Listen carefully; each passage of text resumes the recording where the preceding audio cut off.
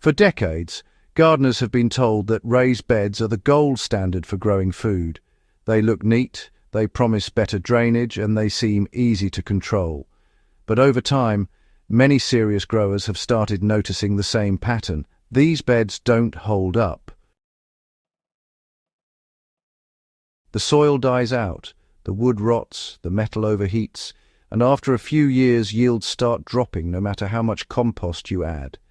Meanwhile, real farmers, those growing food on living, regenerative land, don't use fancy frame boxes at all. They rely on something far older, far simpler, and far more effective living ground systems that feed soil life instead of trapping it. If you've been thinking your raised beds are good enough, it's time to look deeper at what real soil health means and what methods truly last. The problem with raised beds is that they disconnect plants from the living soil network. When you build a raised bed, you're creating an island. You pour in store-bought soil and compost and frame it with boards or metal and think you've built a perfect micro-environment, but what you've actually done is isolate your plants from the deep biological web beneath them. Earthworms, fungi, and soil bacteria can't freely move in and out, especially when you've lined the bottom or placed it on compacted ground. The living channels that connect roots to minerals, moisture, and microbes get cut off.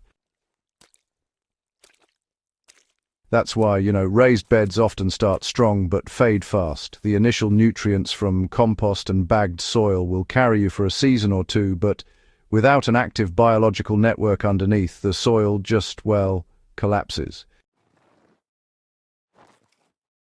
You end up with compacted layers, waterlogged edges, and nutrient stagnation. Real farmers never trap their soil like this. They work with it, layering organic matter right on top of native ground so the entire system stays alive and connected. Real farmers use ground mounds, compost trenches, and sheet layering systems instead. Across traditional farms, especially in Amish, indigenous, and regenerative systems, you won't find box-style beds. What you'll see instead are ground mounds or compost-fed growing lanes built directly on the Earth's surface. These mounds act like living raised beds, but without any frame. To create one, start by loosening the soil where you want your bed using a garden fork or broad fork. Don't turn the soil, just crack it open to let air and water move through. Then start layering your materials from the ground up. Farmers begin with a base of carbon-rich waste, like small branches, corn stalks, or old hay. This provides long-term structure and aeration. On top of that goes a layer of manure, fresh weeds, or green kitchen scraps, something high in nitrogen. This feeds the soil microbes that will start the composting process. Next, cover it with a mixture of topsoil and compost, about 2 parts topsoil to 1 part compost, and mound it to about 12 to 15 inches high. Finally, you want to mulch it heavily with straw leaves or even grass clippings. This really helps to prevent drying out and stops erosion, which is, absolutely essential. What you've made here isn't just a bed, it's a living engine that constantly feeds itself. The lower layers break down slowly, releasing nutrients season after season, while the upper layers stay rich and workable. Farmers using this system often rotate crops directly on the same mound for years, without needing to re-dig or rebuild. Every season, they just add a thin layer of compost or manure to the top, re-mulch, and plant again. It's really that simple. The beauty of ground mounds, my friends. No rotting boards, no rusted screws, and certainly no hauling in new soil every single year. Quite the contrast to those decaying raised beds, wouldn't you agree? Now, let's talk about why these natural mounds outshine raised beds. It's because they stay connected to the soil web, you see. The key difference here is that ground mounds don't block biology. Fascinating, isn't it? The wonders of nature continue with the fungal hyphae and worm tunnels that exist deep underground. They remain intact and even expand into the mound, constantly cycling nutrients and balancing moisture. Quite a marvelous process, really.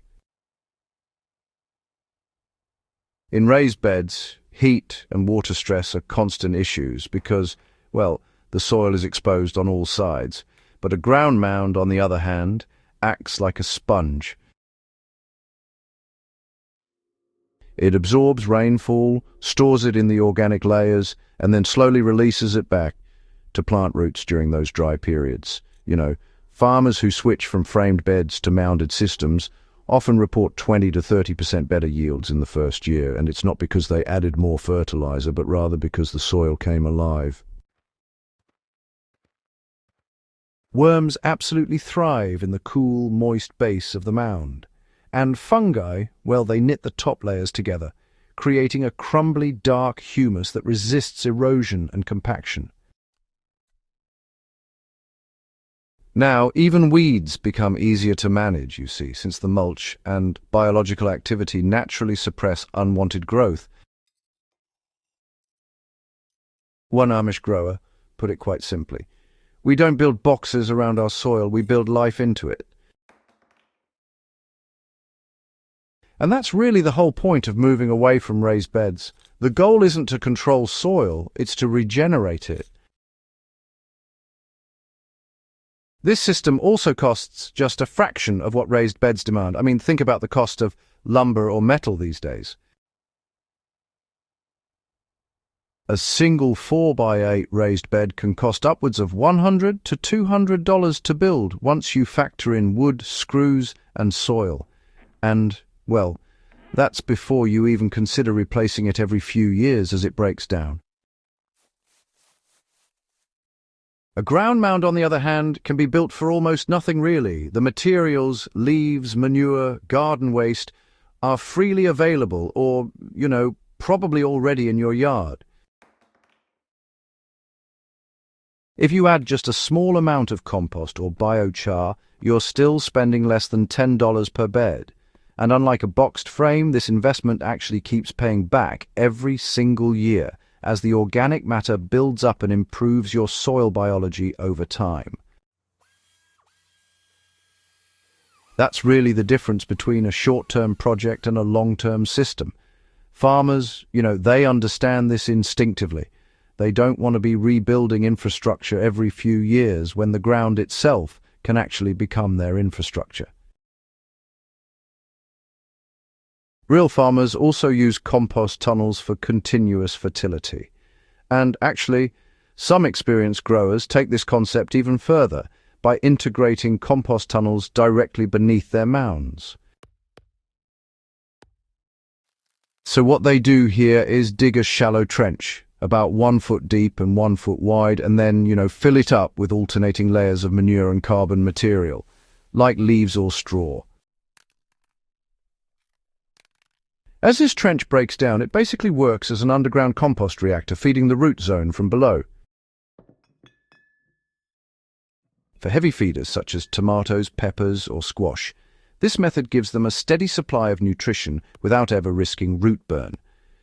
And every 2 years, you just shift the trench a little to the side and rebuild it, creating what's really a rolling fertility system that keeps on going. This is the kind of smart, regenerative thinking that modern raised beds simply can't match. Switching from raised beds to natural mounds is about working with soil biology, not against it. Once you understand that soil is a living organism, not an inert container, your entire gardening philosophy changes. You stop trying to wall it in and start trying to feed it. Raised beds may look organized, but they trap biology instead of empowering it. The systems used by real farmers, mounds, tunnels, and layered ground beds, create deep living soil ecosystems that get stronger year after year. The best part, You don't need expensive inputs, complex tools, or constant rebuilding. You just need patience, organic matter, and the understanding that soil thrives when you stop interfering with its natural processes. If you're ready to garden like a real soil builder, not just a soil manager, well, start here. Go ahead and tear down one of your old raised beds this season and convert it into a ground mound.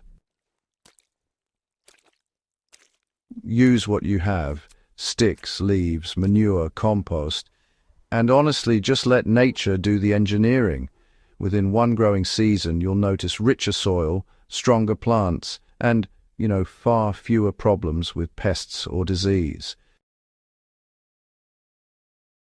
Raised beds, well, they had their time, but serious growers know that the future of soil health is in the ground, not above it.